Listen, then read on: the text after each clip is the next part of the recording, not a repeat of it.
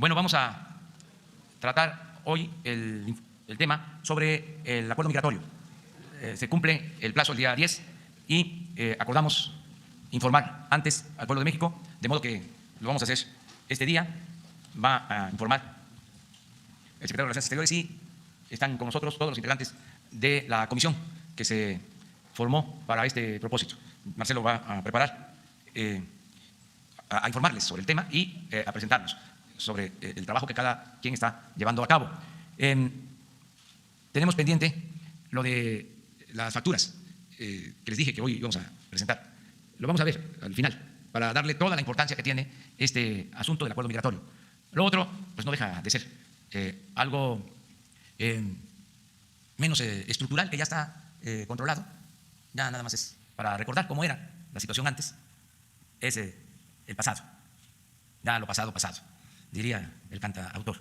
Lo importante es la transformación, el que no caigamos en los mismos errores, que no hagamos lo que se hacía antes, que se deseche todo lo que significaba la corrupción, los gastos onerosos, superfluos, el lujo en el gobierno, y que se haga realidad la austeridad republicana. Pero lo importante es que ya no hay esos excesos, eso sí lo puedo garantizar, y es un logro de la cuarta transformación. Y se está trabajando en lo estructural también, una política distinta en materia de relaciones exteriores, a partir del principio de la no intervención, de la autodeterminación de los pueblos, de la cooperación para el desarrollo, lo que establece el artículo 89 de nuestra Constitución. Entonces, vamos a escuchar a Marcelo Ebrard sobre el informe. Con su permiso, señor presidente, compañeros, buenos días. Señoras y señores, como es de su conocimiento, por instrucciones del presidente de la República, desde el mes de junio se implementó un programa de atención especial al fenómeno migratorio. En este programa han intervenido muy diversas instancias públicas y entonces voy a presentarles una síntesis del reporte que tenemos hasta esta fecha.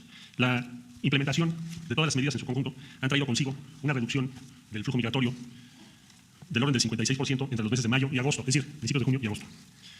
Esa reducción del 56% en el flujo se deriva de muy diversas disposiciones que ha tomado el gobierno con fundamento en la Ley Mexicana de Migración y en nuestras disposiciones constitucionales.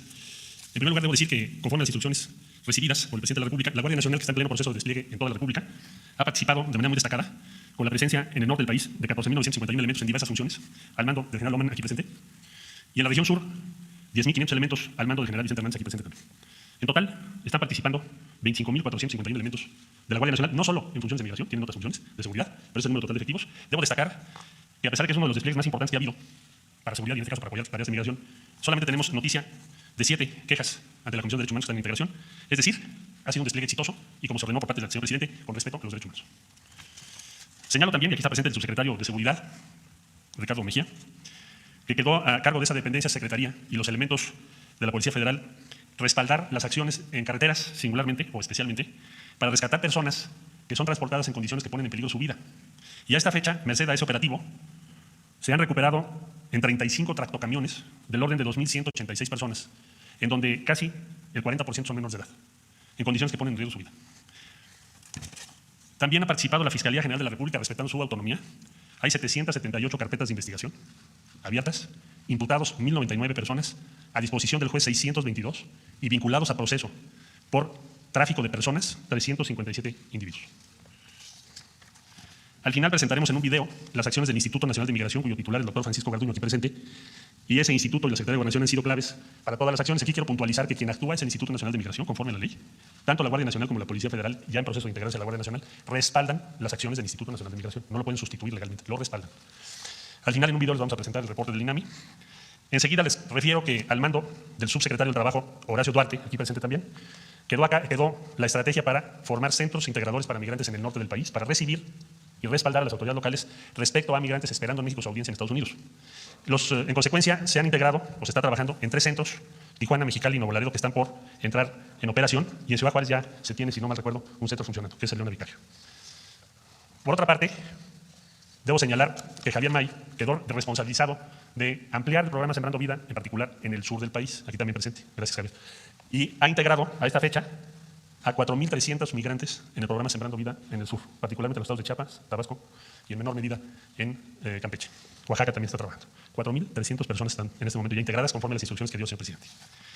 También reportarles que, conforme a las indicaciones que recibimos, se utilizaron recursos del Fondo Yucatán, denominado anteriormente ahora Fondo México, para reparar espacios, particularmente en Tapachula, Chiapas, Se repararon albergues como el Buen Pastor, el Café, la estación migratoria en coordinación con el INAMI siglo XXI, el albergue del DIF municipal para niñas, muy importante por el gran número que tenemos de menores no acompañados, y la sala multidisciplinar Territorio Joven. También tuvimos la colaboración de muy diversas empresas del sector privado para ese propósito y vamos a continuar junto con el Instituto Nacional de Migración hasta ejercer los 60 millones dispuestos en este programa. Por último, referirles que hay avances en el Plan de Desarrollo Integral. El Plan de Desarrollo Integral incluye el sur de México y, por supuesto, Guatemala, Honduras y El Salvador. Este es un compromiso de Estados Unidos que adoptó con México el día 7 de junio y, desde luego, que lo tenemos muy presente. Es el punto 4 de la declaración conjunta que hicimos con los Estados Unidos. ¿Qué ha sucedido con ese punto 4? ¿En dónde vamos? Bueno, en el sur de México, OPIC, que es la Corporación de Inversión Privada en el Exterior del Gobierno de los Estados Unidos, OPIC en este periodo anunció ya cartas de intención por $800 millones para proyectos de infraestructura y $126 millones para pequeñas o microempresas también en el sur del país, lo que hace un gran total de $926 millones. Compromiso de los Estados Unidos fueron $2,000 millones. Entonces todavía nos falta el resto, que es un poquito más de los $1,000 millones, pero vamos en 926 millones ya, comprometidos.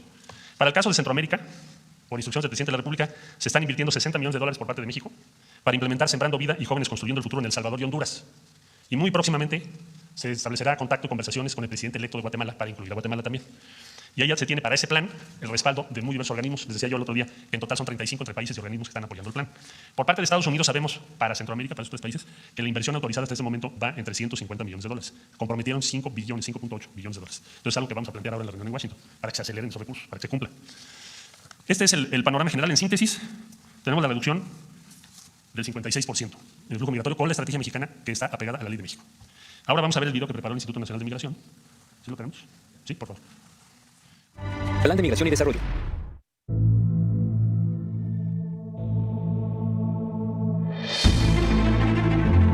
El mundo tiene más de 7.500 millones de habitantes. Las naciones son el resultado de oleadas migratorias, entre pueblos, países y continentes. Cuando la humanidad camina, la tierra se mueve, se abren caminos y se construye la historia. Los destinos del andar siempre son la esperanza. Así fue, como hace aproximadamente 14.000 años, llegaron los primeros pobladores de América, territorio que hoy es habitado por 1.013 millones de personas. Los tres países más poblados del continente americano son Estados Unidos, Brasil y México. La migración es un fenómeno originado por diversos factores, políticos, culturales, raciales, religiosos, socioeconómicos, de inseguridad, familiares y por catástrofes naturales.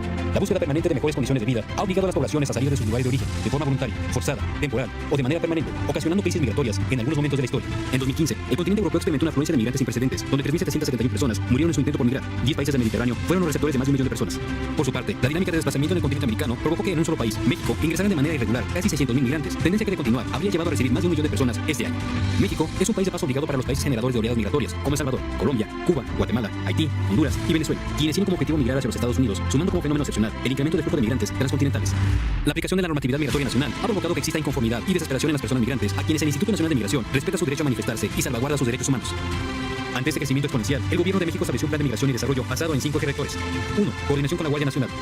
2. Política migratoria en la frontera sur. 3. Empleos a migrantes en el sureste de México. 4. Atención integral para migrantes. 5. Relación con los gobiernos de Centroamérica y el Caribe. Estos ejes rectores priorizan la protección humana y fortalecen una migración regular, ordenada y segura, como el retorno asistido de migrantes con enfoque a la protección de los derechos humanos, una gestión transparente y el combate a la corrupción, dando seguimiento a las investigaciones del órgano interno de control y separando a funcionarios de su cargo. Dentro de las estrategias del INM destaca contención en la frontera sur, con despliegue de la Guardia Nacional y agentes federales de migración, ubicados en aeropuertos y puertos, terminales terrestres y trenes de carga, costas del Golfo de México y del Pacífico, carreteras y caminos, y vigilancia con operativos especiales de movilidad estratégica. Infraestructura para atención a migrantes en la frontera sur y norte. Disminuir el número de migrantes rescatados en los albergues, mediante la agilización de trámites y retornos asistidos. Atención especial a niñas, niños y adolescentes migrantes, acompañados y no acompañados. Asistencia médica permanente a las personas migrantes. Prevención e investigación del crimen organizado en el tráfico de personas migrantes. Coordinación con los gobiernos estatales. Coordinación y participación con instituciones religiosas, ONGs y mecanismos internacionales como la ONU Derechos Humanos, OIM, ACNUR y UNICEF. Coordinación con la Comisión Nacional de los Derechos Humanos. Relación con los gobiernos de Centroamérica y el Caribe. De enero a septiembre de 2019 fueron presentadas ante el Instituto Nacional de Migración 138.491 personas extranjeras, de las cuales 94.893 son adultos y 43.598 son niñas, niños y adolescentes, procedentes principalmente de Honduras, Guatemala y El Salvador, y se han devuelto a su país de origen a 134.406 migrantes, lo que equivale al 97%. Para alojar a las personas extranjeras que se encuentran en México y no tienen un documento migratorio, el INM cuenta con 66 instalaciones en todo el país, en donde se proporciona especial atención a grupos vulnerables, entre ellos niñas, niños y adolescentes, adultos mayores y personas con discapacidad.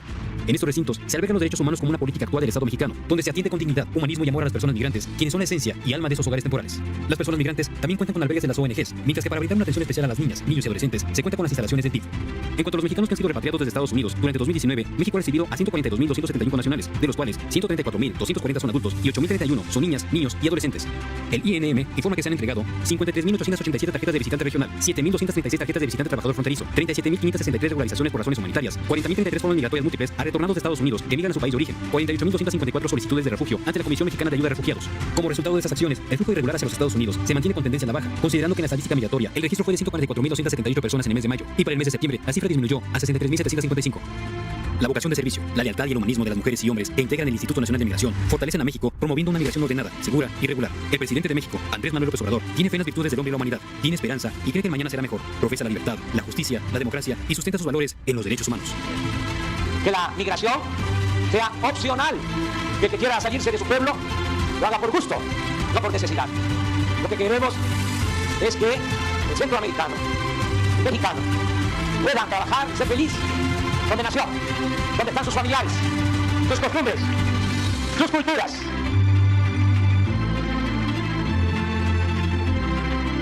Instituto Nacional de Migración, Gobernación. Muy bien, muchas gracias por su atención. Y ahora estaríamos en preguntas sobre este programa. Quisiera yo, antes de proceder a las preguntas, agradecer a los integrantes de esta comisión intersecretarial, en donde mi única función es coordinar e informar.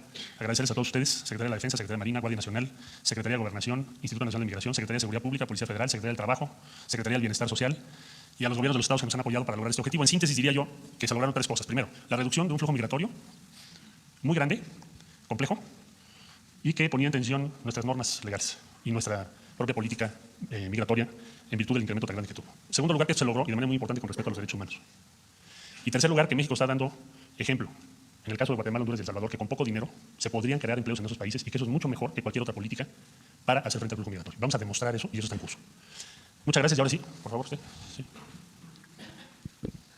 Muy buenos días, canciller, presidente. Rafael Herrera, corresponsal de Sin Censura con Vicente Serrano desde Chicago. Canciller, con estos resultados positivos, ¿cree usted posible negociar con el gobierno de Estados Unidos para que los mexicanos ya se les pueda dar papeles de trabajo? Y más importante aún, el respeto que se merecen nuestros mexicanos en Estados Unidos. Se lo pregunto porque la vez pasada yo le pregunté aquí y me dijo que era necesario primero dar resultados. Ahora ya los están dando. Creo que es momento de que el gobierno de México le dé esa pauta a nuestros mexicanos y se luche para que tengan esa dignidad y no vuelvan a pasar estos lamentables hechos como lo que pasó en El Paso, Texas. Muchas gracias, canciller. Sí, qué bueno que lo mencionas. Bueno, hemos, a raíz de la tragedia del Paso, Texas, la batalla que ha dado México tiene dos objetivos estratégicos. El primero, no se trata de un hecho aislado, no es un individuo, como se dice en inglés, insane, sí lo es desde el punto de vista ético-moral, pero el tipo está coherente y además tiene un manifiesto. No lo tituló manifiesto, pero hágase cuenta que así es, por la estructura que tiene. Entonces, al haberlo hecho de esa manera, no es un hecho aislado y no es una persona que, como decimos amigos, está loco, sino que es parte de una red digital y de personas que piensan de esa manera. Por lo tanto, la primera batalla que México ha dado es que ese hecho sea clasificado como un ataque terrorista. Y por fortuna, y así se lo pedimos, se lo demandamos a Estados Unidos. Ahora que fue la votación en la Organización de Estados Americanos, Estados Unidos votó a favor, que no es un hecho menor. Yo creo que es un avance importantísimo para México. ¿Cuál es nuestro objetivo? ¿Cómo podemos proteger a las comunidades mexicanas en Estados Unidos? ¿Cuál es la mejor manera que México tiene de protegerlos, además de fortalecer su presencia consular y lo que ya se hace, o hacer nuevas iniciativas en esa materia? ¿Qué podemos hacer? Que sí sea considerado como un ataque terrorista, como ya ocurrió, porque eso nos va a permitir una serie de cosas. Como no es un tipo aislado, un individuo que está mal de sus facultades mentales, sino que es un movimiento, y hay personas que coinciden con esa forma de pensar. Entonces, lo que podemos y debemos hacer es tomar muchas medidas legalmente preventivas y prepararnos frente a quienes serían los que instigan este tipo de ataques que consideramos nosotros terroristas, pero también ya Estados Unidos. Pero también ya logramos que toda la comunidad internacional. Ese es el primer paso. Por otro lado, la Fiscalía General de la República está estructurando la carpeta de investigación en contra de quien perpetró esta tragedia. Y la Fiscalía General de la República, claro, a consideración de lo que el fiscal general resuelva, está en este momento integrando. Va a ser el primer caso que yo recuerde de un proceso en México respecto a un acto terrorista cometido en territorio de los Estados Unidos en contra de connacionales o de la comunidad mexicano-norteamericana. Creo que puede ser el más grande avance que hayamos logrado en los últimos años frente al auge, crecimiento del supremacismo blanco, la xenofobia, la discriminación y el discurso de odio. Ese es el adversario para México, ese discurso. ¿Cuál es la filosofía central? Hay un texto, pero hay muchos textos, pero hay un texto que invoca este personaje en su manifiesto que subió a redes un poco antes de lo del Paso. Y es un texto de origen francés, un señor que se apellida Camus, no Alberto Camus, otro racista, saca un texto que habla del reemplazo de las civilizaciones. En esencia, lo que sostiene es que la civilización blanca cristiana de Europa está siendo sustituida por una civilización nueva en Europa, hegemónica, que no está nueva, pero en fin, dice nueva, y entonces dice que es una invasión, que es la civilización islámica. Bueno, y entonces señala que las autoridades de la Unión Europea y las élites europeas están acelerando ese proceso para que en una generación la mayor parte de la población sea musulmana en lugar de ser blanca cristiana, y por lo tanto hay que luchar contra ese reemplazo de civilización. Bueno, el origen filosófico, político, de lo que vimos en El Paso es esa idea. Y él la menciona ahí, y por lo tanto México ahora estamos organizando el encuentro de las civilizaciones de habla hispana, porque somos diferentes civilizaciones. Y eso va a ocurrir pronto, antes de que termine el año. Es el siguiente paso, que es digamos, lo que podríamos señalar como el combate cultural vía los argumentos y el razonamiento contra esa tesis. Nosotros que sostenemos la tesis opuesta, que la convivencia de las civilizaciones produce el avance de la humanidad. Es totalmente falsa la ideología de estas personas. Es falsa y es tóxica. Pero alguien lo tiene que decir y sostener, y a México le toca esa encomienda. ¿Por qué? Porque está enfilado contra nuestros connacionales en los Estados Unidos. Ahora, tenemos una gran ventaja, ya me extiendo más en este punto, que es tu pregunta.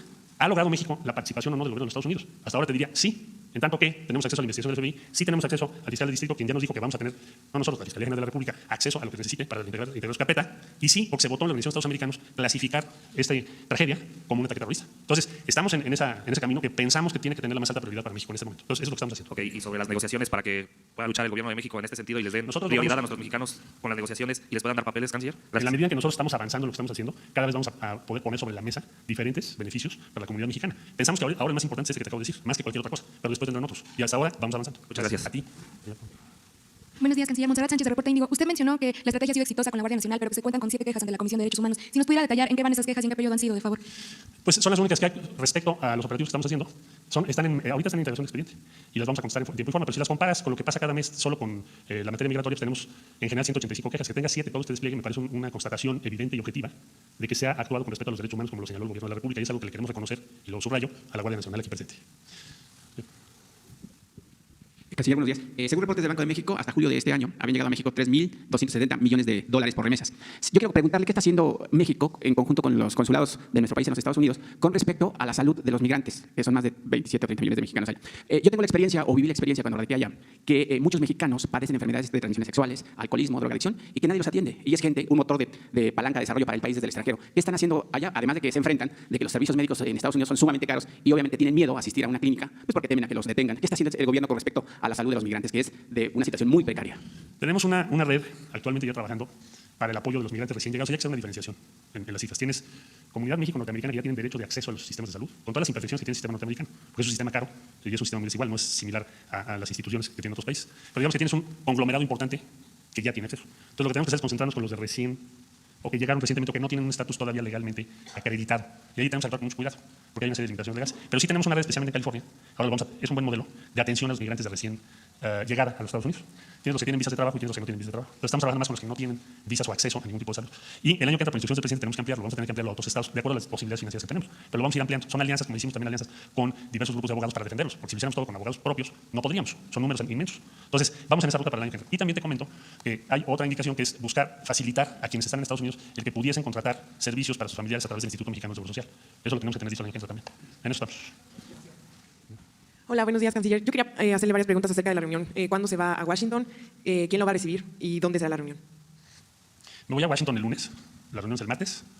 Y va a ser en la Casa Blanca, hasta donde tenemos información. ¿Quién me va a recibir? Bueno, ¿te refieres a quiénes van a estar en la reunión? La confirmación todavía no la tenemos. Se usa que la última confirmación sea el día anterior, el día lunes, tanto por nuestra parte como por la de ellos. Cuando la tengamos, la subimos en Twitter. Eran 3, ya las conté. Tú, por favor. Rocío Méndez, Noticias MBS. ¿Cuál es la expectativa? Ya nos ha advertido usted que con estas medidas sí se redujo el flujo migratorio, pero la amenaza era muy específica por parte del vecino país del norte de la implicación o la imposición de aranceles. ¿Cuáles son las expectativas del gobierno de México con estos resultados? Bueno, nosotros estamos acreditando que la estrategia que México planteó ha sido exitosa, que no conviene cambiar esa estrategia. Nosotros vamos a seguir en esa estrategia. México va a seguir en esa estrategia conforme a sus disposiciones legales y a lo que nos ordenó el presidente. No espero que haya una amenaza arancelaria el día martes, porque no se entendería. ¿Sí? ¿Por qué habría una discusión arancelaria si hay una reducción del 56% en 3 meses? Entonces, más bien, lo que nosotros vamos a decir es, bueno, la estrategia que México está implementando es exitosa y por lo tanto lo que queremos es urgir al gobierno de Estados Unidos a respaldar la estrategia mexicana, incluyendo sur de México y sobre todo los 3 países de Centroamérica, Guatemala, Honduras y El Salvador. Esa va a ser la postura mexicana. Buenos días, Lilia Lista de Grupo Expansión. Quisiera preguntarle en números a cuánto equivale esta reducción del 56% y de los empleos que está ofreciendo el gobierno mexicano a los centroamericanos, ¿cuántos han aceptado? Bueno, en México tenemos 4.300 migrantes trabajando en el sur, en el programa Sembrando Vida. Son migrantes centroamericanos que han dicho, aceptamos que México nos dé refugio y por lo tanto y queremos trabajar. Y entonces están trabajando en el sur de México. Es lo que México ofreció y lo ofrecemos a muchos migrantes. Entonces están trabajando 4.300 en el sur. En el norte están trabajando 1.059 a través del programa que encabeza Horacio Duarte. 1.059 son los que hasta este momento están ya trabajando. Bueno, la diferencia entre 63.989 respecto a 144.266. Canciller, buenos días. 2 preguntas. En materia de empleo, el presidente anunciaba 40.000 empleos en el norte del país. La industria maquiladora ofrece 30.000, de los cuales solamente de acuerdo con Coparmex han tomado la decisión de emplearse 70, porque de acuerdo a los encuestas lo que han dicho es que no quieren trabajar. ¿Qué tiene al respecto? Y en materia arancelaria, me quedó claro si esta decisión del gobierno de Estados Unidos de aplazarlo hasta el enero del próximo año, el 31% de los aranceles, ¿lo puede usted abordar? ¿Va a ser incluido en esta agenda que tiene? Sí. Son 2 cosas distintas, pero con mucho gusto explico. En el norte del país tenemos 1.059 trabajando. en el programa que está coordinando Horacio Duarte.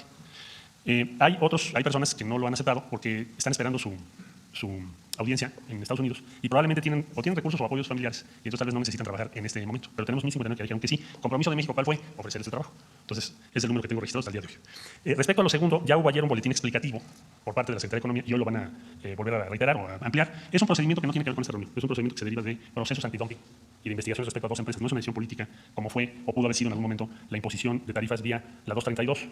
No es el caso. Entonces no va a ser motivo o materia de la reunión del día martes. Allá atrás, por favor. Buen día, canciller. Preguntarle, con esta situación que se está dando el tema migratorio, ¿qué sucede con la estación migratoria siglo XXI en Tapachula? Han sumado varios días en que ha habido protestas por parte de personas migrantes de origen africano que denuncian que pues está muy atrasado el trámite que pudieran seguir para legalizar pues su estancia, por lo menos el tránsito por México. Y precisamente lo que ellos mencionan es que hay quienes mencionan que podría haber una crisis. Preguntarle si la hay y en todo caso más bien qué solución se le va a dar en torno a la situación que está viviendo esta estación migratoria. El Instituto Nacional de Migración, su titular, el comisionado Francisco Garduño, nos ha venido informando todos los días de lo que están trabajando. En esencia, lo que piden estas personas es que México los deje pasar hasta Estados Unidos sin ninguna condición legal. O sea, equivaldría a decir, pues entonces que no haya frontera. Entonces, se les ha ofrecido refugio, la condición de refugiados está prevista en la ley, se les han ofrecido diversas formas de visas para que estén legalmente en México. Ahí tenemos otro problema, que es el problema de identificación, porque no tienen identidad, y algunos de esos países de origen no tienen bajar aquí. Entonces, se les ha ofrecido refugio, por ejemplo, que podría ser una solución, pero no quieren. La petición, entonces, originaria era que se les deje transitar libremente por México, sin identificarse y sin ningún estatus legal. Lo que ha estado haciendo el INAMI, puso unas mesas de trabajo, ayer incluso hubo el padre sobre el INDE, allí, y lo que se busca es encontrar una solución, pero la solución no puede ser violentar todas las leyes mexicanas. Entonces, yo espero que la mayoría acepte la condición de refugio y que entonces tengan una estancia legal en México. Esperamos que ese sea el desenlace. Nada más quiero aclarar que no están confinados, porque he visto en algunas notas eso. Lo que quieren ellos es que se les dé libre paso. Vamos a ver cómo encontramos una solución. Nada más una aclaración. Por estas protestas se ha tenido que cerrar la estación migratoria. Si tienen han hecho cierres parciales para presionar a la autoridad, pero está funcionando la estación según me reportó Francisco Garduño normalmente. ¿Usted está preguntando? Bloomberg. Buenos días, canciller. Buenos días. Una pregunta. Vimos en junio el interés de Estados Unidos en plantear una estrategia de tercer país seguro, que no fue mencionado en la reunión de julio, pero que Estados Unidos había planteado en junio el interés en aplicar esta estrategia, que ha aceptado, por ejemplo, Guatemala. Y después de la reunión del julio, el secretario de Estado Mike Pompeo mencionó que pensó en ese momento que México tenía que hacer todavía más. Hemos visto varias expresiones desde el Senado, desde la Cancillería, sobre el rechazo, el deseo de evitar o la falta de apoyo para esta estrategia en México. ¿Puede descartar que Estados Unidos replantea una estrategia o una demanda al respecto del tercer país seguro, ya que ha platicado esta estrategia, por ejemplo, con Honduras, han planteado con Honduras que quieren con ellos, ya tienen con Guatemala, de una parte? Yo tengo una pregunta también para el presidente del presupuesto, pero tal vez lo dejamos para después. Sí. Okay. Sí, muchas gracias. Es una pregunta muy pertinente. Efectivamente, Estados Unidos puso sobre la mesa en la reunión de junio que se firmase o se llegase a un acuerdo entre México y Estados Unidos de tercer país seguro, que en esencia lo que implicaría es que en México se procesen las solicitudes de asilo de cuanta persona llegue a Estados Unidos por la frontera sur. Nosotros desde un principio les dijimos que eso es inaceptable para nuestro país. No lo vamos a hacer. El argumento nuestro fue, hay una estrategia propia mexicana que puede dar resultados y no estamos dispuestos a implementar ese tercer país seguro. Lo que demuestra lo que acabo de presentar es que tenemos razón. La estrategia mexicana está funcionando. Ahí están los números. Estos números diarios los verificamos en ambas partes. O sea, no se va a poder decir que no son los números. Estos son números oficiales. Entonces, si tienes una reducción en 3 meses de más del 56%, evidentemente está funcionando según cualquier estándar. Entonces, no consideramos que el tercer país seguro sea aceptable para México, y menos aún con los resultados que se tienen. Yo consulté al Senado de la República porque les planteé una diplomacia de unidad nacional en este tema. Y, en consecuencia, les dije antes de que yo vaya a Washington, díganme cuál es la posición del Senado de la República y de los diferentes grupos parlamentarios respecto a este tema, para que llevemos una sola posición. Y me contestaron oficialmente que la posición de todos los grupos parlamentarios que están representados en el Senado de México es que por ningún motivo aceptarían un tratado, porque es un tratado, de tercer país seguro. No lo aceptarían en el Senado de la República. El Senado de la República tendría, como es un tratado, que aprobarlo. Y nos está diciendo de antemano que no lo haría. Menos aún con estos resultados. Entonces, no sé si el martes ellos lo quieren plantear, desconozco si sea uno de sus objetivos en esa reunión plantearlo, pero la respuesta nuestra ellos ya la conocen. Gracias. Allá atrás, hasta atrás. Bueno, luego voy con... Buenos días, señor Alejandro Alemán, de Diario Plaza Juárez. ¿Este asunto del tercer país seguro es un tema de soberanía o es un tema de qué naturaleza? Dado que el resultado de no ser tercer país seguro es que para el migrante que desea entrar a Estados Unidos no tiene opción. Simple y sencillamente, como las cifras lo están reflejando, el 90% que cae en el ámbito del Instituto Nacional de Migración es regresado a su país. Es decir, si un migrante quiere ir a Estados Unidos, no tiene realmente ninguna opción, más con esta posición de Estados Unidos de no permitir el procesamiento de solicitudes en su país que vengan de México. Entonces, ¿qué salida se les está dando? Gracias. La salida principal que nosotros estamos planteando para el flujo migratorio es invertir en Guatemala, Honduras y El Salvador. Esa es la postura de México. Porque nosotros no podemos determinar la política norteamericana. La política norteamericana en México no la puede determinar, con todo respeto. Puede ser que nos gusten muchas cosas, pero nosotros no podemos determinar cuál es la política en Estados Unidos. Pero los ejemplos son muy amplios. La política norteamericana respecto a migración ha tenido variaciones, pero en general han sido deportaciones masivas, por lo menos en lo que va de este siglo. Entonces, si no puedes determinar eso porque no está en tus manos, ¿qué sí está en tus manos? Tienes dos posibilidades. Una, decirle al migrante que quieres venir a trabajar en México y vivir en México, quieres ser refugiado en México, quieres tener una visa de trabajo en México, eso lo puedo considerar de acuerdo a mis procedimientos. Pero no es lo que les interesa. Te lo doy con los números que tengo aquí. Se ofrece, Horacio ha estado en toda la frontera tratando de que tengan oferta de trabajo. Tenemos 1,059. Javier en el sur, con todo su equipo, ha estado buscando y hablando con ellos incansablemente, y me consta porque tiene una brigada de 100 personas allá todo el tiempo, y tiene 4.300 que aceptaron. Y han pasado miles. O sea, no es su interés estar en México. Entonces, ¿qué es lo que México sí puede hacer? Pues lo que hizo el presidente López Obrador, a ver, vamos a invertir en Guatemala, Honduras y El Salvador, porque son pueblos hermanos y porque siempre hemos sostenido que la solución a la migración es que la gente no tenga que migrar por pobreza o por inseguridad. Y se van a crear 60.000 empleos en Centroamérica, ¿no? No es poca cosa. Para darte una idea, en El Salvador en un año se crearon 18.000 empleos formales, en un año. El programa que México está financiando va a crear 20.000, dicho por el presidente de El Salvador. Entonces, eso es lo que podemos hacer y es lo que estamos haciendo. Y queremos convencer con los resultados a Estados Unidos de que le conviene más hacer eso que cualquier otra política que han seguido los últimos 20 años, que es de deportaciones masivas, porque lo han hecho todo el ciclo. Y respecto a la posición de tercer país seguro, finalmente no la vamos a aceptar porque significaría. Permíteme contarle el contexto. Tenemos un tratado de libre comercio, es decir, las mercancías sí fluyen y ha sido una demanda que la migración también se integre, ¿no? Entonces, usted dice es inaceptable, también nos ha dicho que ha hablado con el Senado y que la posición del Senado no ha sido muy clara en el sentido de y que no ha sido muy clara. Entonces, simplemente es el planteamiento que quisiera que me contestara si es un asunto de soberanía nacional o de qué tipo de relación tiene esta fundamentación de no querer aceptar ser un tercer país seguro. No queremos aceptarlo porque va en contra de los intereses de México, porque ¿por qué nos vamos a hacer nosotros cargo de procesar todas las solicitudes de asilo en nuestro territorio de otro país? Es como si yo le dijera a Estados Unidos, vamos a hacer un tratado para que tú resuelvas otro problema que a México le interesa. Es injusto, no es equitativo. Y segundo, eso sí va a impedir que los migrantes puedan hacer cualquier gestión en la frontera con Estados Unidos. Entonces, si nosotros tomáramos esa decisión de aceptar ese tratado, yo creo que la mayor parte de la opinión pública de México no lo aceptaría, con razón, porque es injusto para nuestro país. ¿Dos más, si les parece? ¿Tres? Dijo él. Bueno. Gracias, buenos días a todos. Gabriela Jiménez, del Sol de México. Una cosa, si me pudiera aclarar si la inversión de la que hablaba eran 5 billones o 5 millones, porque ya no escuché bien. Y la otra era insistir nada más en lo que comentaba la compañera sobre las quejas ante la Comisión Nacional de Derechos Humanos. Si estas han tenido relación precisamente con todas estas denuncias que han presentado los migrantes en las estaciones migratorias sobre el confinamiento y todas estas cosas que se han venido presentando. Gracias. No tienen que ver con eso, porque la Guardia Nacional no es la que maneja la instalación. Y para darte una idea, el promedio de quejas respecto a migración es entre 185 y 200 al mes. La Guardia Nacional tiene, en este momento, o está referida en 7. Digo, para que nos demos una idea. De la cantidad de recursos, Estados Unidos se comprometió el 18 de diciembre del año pasado a invertir 5.8 billones de dólares. 5.8 mil millones de dólares. 5.800 millones. Bueno, son billones para nosotros, ¿no? Por eso estamos hablando en español. Sí. O sea, 5.800 millones para 5.800 millones sería la traducción. Y esa cantidad es la que de dólares. Esa es la que se acordó que Estados Unidos invertiría. Y a esta fecha, la inversión es la que les acabo de referir. Llevan 350 millones de dólares en El Salvador, en una planta que anunciaron que iban a invertir. Y de los otros proyectos no están obligados a informarnos, pero seguramente el martes lo darán a conocer. Eso para el caso de Centroamérica. Sí, por favor. Buenos días, canciller. Carlos Domínguez, de Nación 14. Usted dijo hace un momento que se redujo el flujo, con este proyecto se redujo el flujo migratorio en un 56%, en lo general solamente de hermanos centroamericanos o también de mexicanos, porque en cuanto ha ayudado esta estrategia a reducir precisamente el número de mexicanos que ya no ven a Estados Unidos como un atractivo para irse a trabajar. Bueno, como usted sabe, los números que tenemos del flujo migratorio de México a Estados Unidos es de los más bajos que se han tenido en lo que va el ciclo. Es decir, ya tenemos más personas con visa de trabajo que los que nos son repatriados cada año a México, sobre todo este año, que va en curso. Entonces, no hay una reducción del 56% del número de mexicanos, esa es tu pregunta. En lo general, sí. Pero ¿de cuánto de ese 56% son mexicanos? Un tercio, más o menos. Un tercio son mexicanos, los demás son centroamericanos. Okay, un momento, una pregunta. Pero el descenso ha sido, el 56%, el grueso de ese descenso ha sido por parte de flujos de centroamericanos. Okay, y un momento, una para el presidente, si me permite, señor. Ahora que termine. Claro. Buenos días, señor presidente. Gracias a todos. Van a de grabaciones. Nada más para un pequeño apunte. ¿Tiene usted el promedio diario de deportaciones a partir de que iniciaron esta estrategia migratoria? Sí. Y tiene el promedio también de deportaciones diarias antes de la estrategia. Sí, con mucho gusto.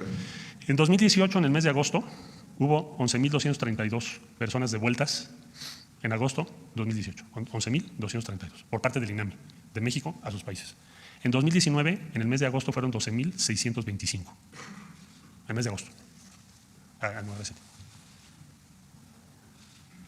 Buenos días, presidente. Buenos días, canciller. Buenos días a todos. Shayla Rosagel, corresponsal del Grupo Gili, el Impastel de Sonora, la Crónica y Frontera de Tijuana. Sobre lo que está sucediendo en el norte, ¿cuál es el balance que hacen de la situación de la frontera norte y específicamente de Tijuana y Mexicali para el señor Duarte? ¿Cuántos albergues están planeando en estas ciudades y cómo están resolviendo las manifestaciones que se han realizado allá en Mexicali, por ejemplo, recientemente en contra de que se abran o se habiliten espacios para los albergues? Me gustaría saber cómo están resolviendo esta situación con la gente de allá, los habitantes, ¿no?, de estas ciudades. Y bueno, tengo una pregunta también sobre Tijuana para el presidente después. Gracias. Mira, te diría yo de manera previa y a reserva de que pudiera haber más detalles si son necesarios, aquí está presente Horacio Duarte, hay un descenso muy marcado. Si tú ves ese 56% por zona, aquí no tengo la distribución por región, pero la región que tiene el descenso más importante es Tijuana-Mexicali. Probablemente ahí estemos arriba o muy cerca del 70% de reducción. Quizás hasta más, ¿verdad? 70% de reducción. Entonces, esta estrategia respecto al norte, diría yo que si te vas de Tijuana hacia Tamaulipas, el área donde ha habido la reducción más drástica es Tijuana-Mexicali. Segundo lugar, la región Ciudad Juárez. Y por último, la de Tamaulipas. Tamaulipas ha costado más trabajo. ¿Cuántos asilados, cuántos solicitantes de asilo que nos está enviando Estados Unidos tenemos hasta la fecha, por favor?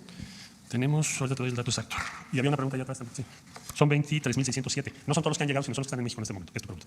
Canciller Stephanie Ochoa, ADN 40. Si bien Estados Unidos ha aportado a El Salvador, todavía no dan nada de recursos a México. Y a la par se aprueba en el Ministerio de la Defensa más de 3,000 millones de dólares para la construcción del muro fronterizo. ¿A partir de cuándo se esperaría que Estados Unidos estuviera ya aumentando este flujo de recursos para nuestro país? Gracias. Les repetiría con mucho gusto.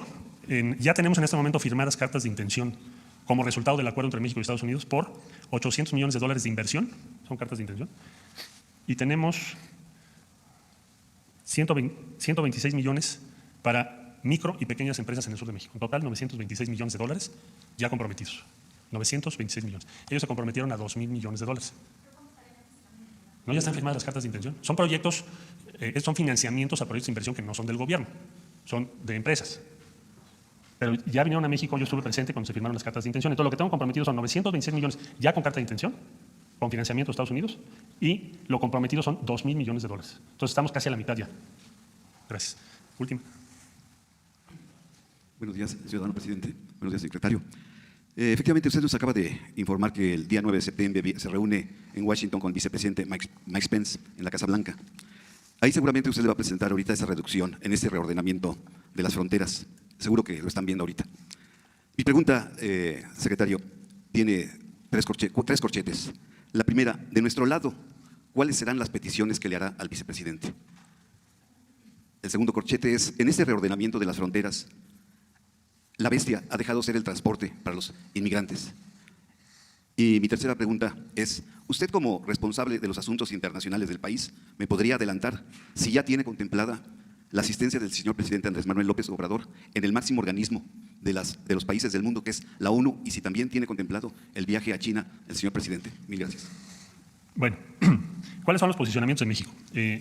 Primero, que se cumplan las metas de inversión pactadas, que ya referí en este momento y que quisiéramos ampliar. ¿Quién habla por los países de Centroamérica? O sea, ¿cómo va a poder negociar solo Guatemala con Estados Unidos, o solo El Salvador con Estados Unidos, o solo Honduras con Estados Unidos? Nosotros tenemos que ser solidarios y lo estamos siendo y lo vamos a seguir siendo. Entonces, que se cumplan las metas de inversión para el desarrollo en esos tres países y en el sur de México. Cifras, 5.8 mil millones de dólares en los tres países y 2,000 millones de dólares en el sur de México. Segundo, su participación y cooperación en la lucha contra los terroristas que tienen como objetivo a la comunidad México-norteamericana o mexicanos en Estados Unidos. Tercero, controlar el tráfico de armas hacia México. Así como a ellos les preocupa el tráfico de fentanilo, opioides hacia Estados Unidos, a nosotros nos preocupa el tráfico de armas a México. Exhortarlos a que se firme, se ratifique la Convención Interamericana sobre el tráfico ilegal de armas y explosivos, instrumento que firmaron todos los países de América y que firmó el presidente de Estados Unidos, pero no ha sido ratificado por el Senado. Ese instrumento pudiera significar un cambio drástico, no en su regulación interna, que no es una materia que nosotros debemos determinar, pero sí en su relación respecto a México. Es decir, que ese tráfico que es ilegal, también asume Estados Unidos la responsabilidad de regularlo, controlarlo, impedirlo. Igual que nosotros lo hemos hecho respecto a sustancias prohibidas. Entonces, esos tres temas son los temas que son hoy prioritarios para México. La Organización de Naciones Unidas ya informó al señor presidente que voy a asistir en representación de México y ahí vamos a estar. Por supuesto que sí, vamos a participar en la Asamblea General de las Naciones Unidas. ¿Cuáles son las tesis mexicanas? Nuestro enfoque sobre la migración y el desarrollo y lo que acabo de explicar ahora respecto a las armas y respecto a la lucha en el mundo contra el terrorismo que está vinculado al supremacismo blanco, que es uno de los más peligrosos que hay hoy en el mundo. Es lo que vamos a decir ahí, por instrucción del señor presidente. Bueno, muchas gracias La pregunta fue que si en ese reordenamiento de fronteras el tren conocido como la bestia ha dejado de ser el transporte de los migrantes. Ha bajado mucho. Hay una parte importante de esta operación, es evitar que se utilicen ese tipo de transportes que además son peligrosos. Y hoy por hoy prácticamente ha dejado de serlo. Lo que estamos viendo ya en los últimos meses es la proliferación del negocio de los trailers y camiones, que los llevan en condiciones infrahumanas, peligro de vida para ellos.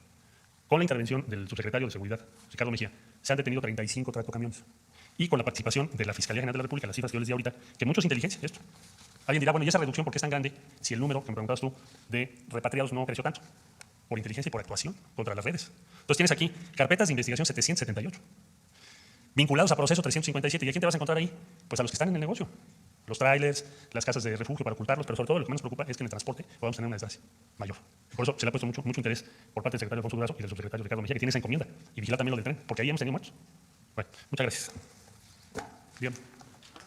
Los 357, perdón, 3 informes de Cilinea MX, los 357 vinculados a proceso por trata de personas son por trata de personas. Si nos podría ampliar esta información. Y bueno, de acuerdo a la ONU, México es el segundo destino de víctimas de trata desde Colombia. Al momento de la detención de estas personas, ¿se pudieron identificar a las víctimas? ¿Nos puede dar un poco más de detalles, por favor?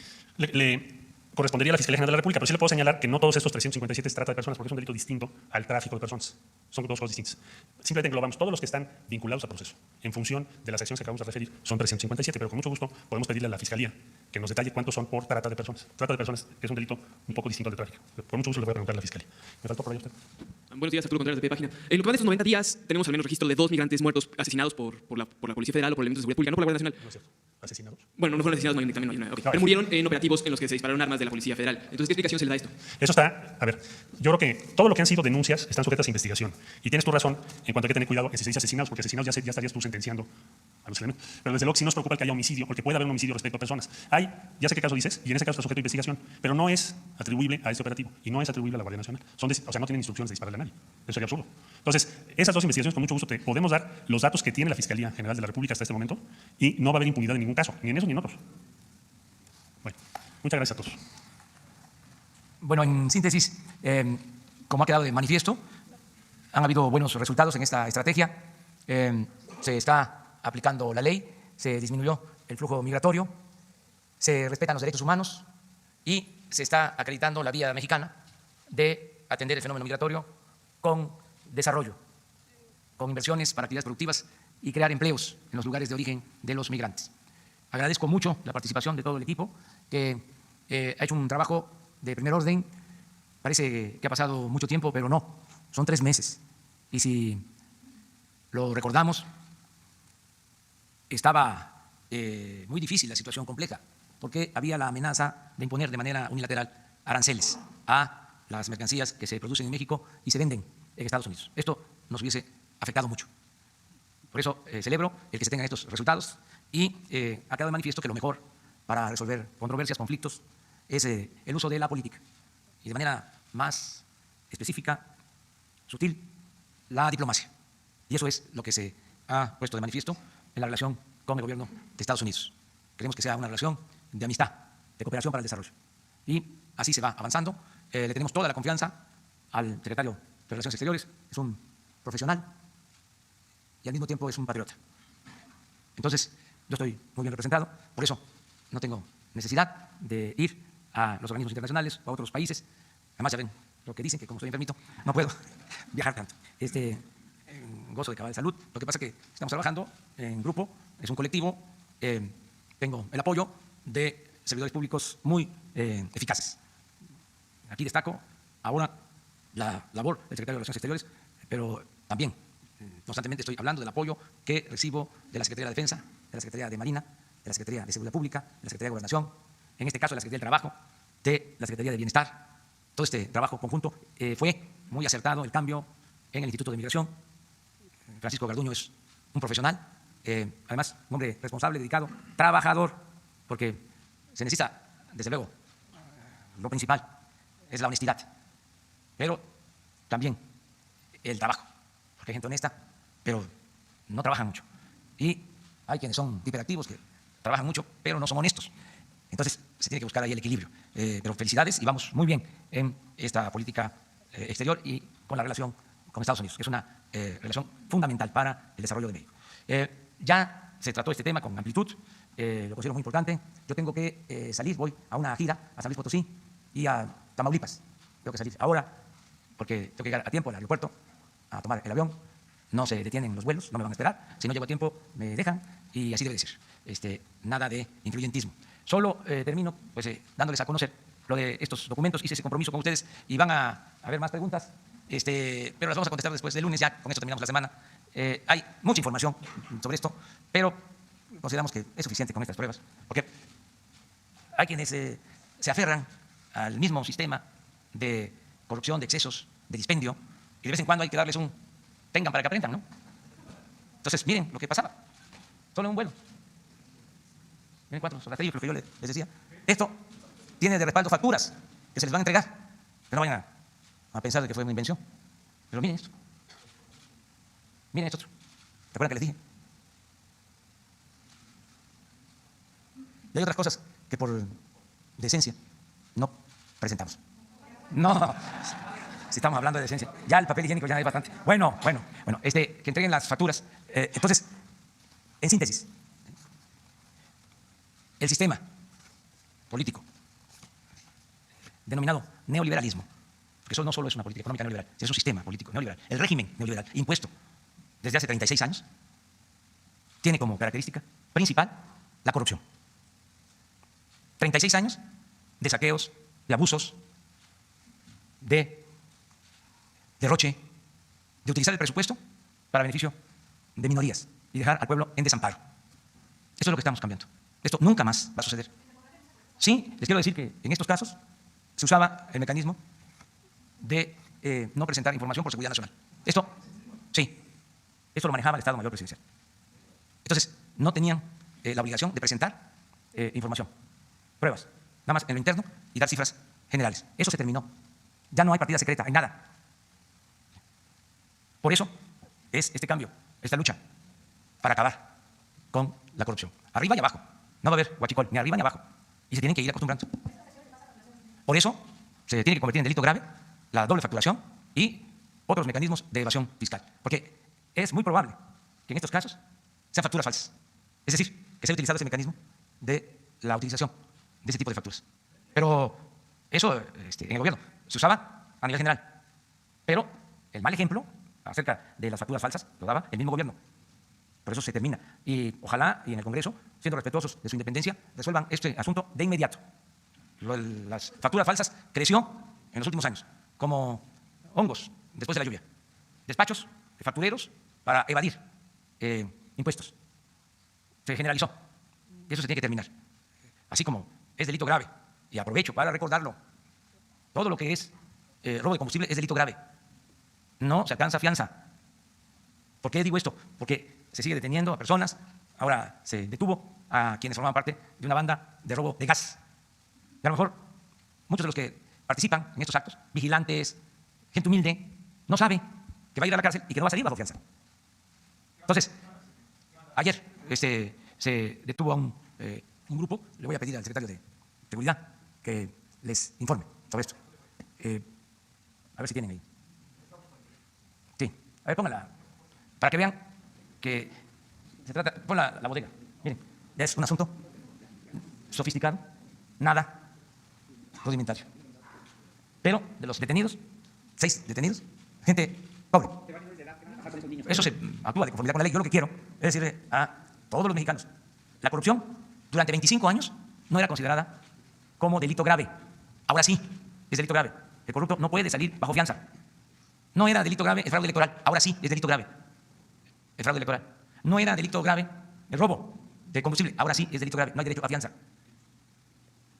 Ahora va a ser delito grave la utilización de facturas falsas y no va a haber derecho a fianza. Entonces, es informar. Hace como 2 días hablábamos de que a veces se da una noticia o se da a conocer algo y tarda para que se entere la gente. Entonces, por eso estoy repitiendo de que ya no es lo mismo.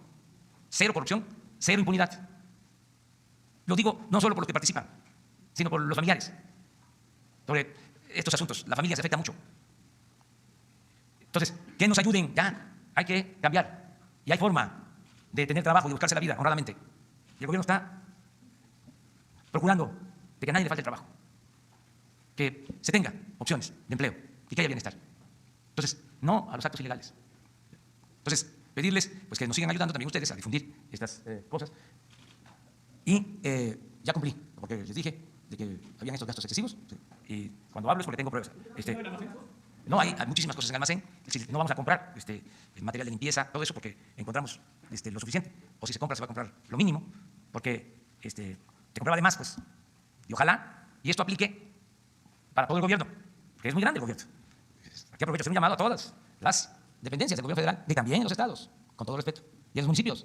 Antes de comprar papel, antes de comprar materiales de limpieza, antes de comprar equipos, revisen las bodegas, los almacenes, porque ahí pueden tener muchos materiales de oficina, pueden ahorrar y no comprar por comprar, sobre todo en equipos caros, todo eso que tiene que ver con cámaras que se usaban, sistemas de espionaje, que no de inteligencia, costosísimos. Si se hace un inventario de cuánto se gastaba en equipos, hasta drones, lanchas especiales, sistemas de vigilancia, monitores, de todo. Es un poco lo que sucedía con la compra de aviones y de helicópteros, independientemente de los dedicados a la defensa, a Marina. Pues en 10 años creo que destinaron como 70.000 millones de pesos a la compra de aviones y de helicópteros. Por eso no alcanzaba el presupuesto. Y los gasolinazos. Yo recuerdo a un secretario de Hacienda muy famoso, de esos que son muy afamados, que llegó a decir después de un gasolinazo que eso no perjudicaba al pueblo, porque el pueblo no tenía la posibilidad de tener un carro. Secretario de Hacienda, con ese razonamiento. Y los expertos, con todo respeto, los financieros, las calificadoras, ¿sí? Los trataban como eminencias, sabios. Ya cambió todo eso, ya es otra cosa. Bueno, ahí nos vemos ya quedamos. Nos vemos el lunes.